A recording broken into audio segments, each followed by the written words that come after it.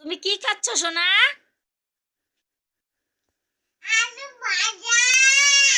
আলু ভাজা।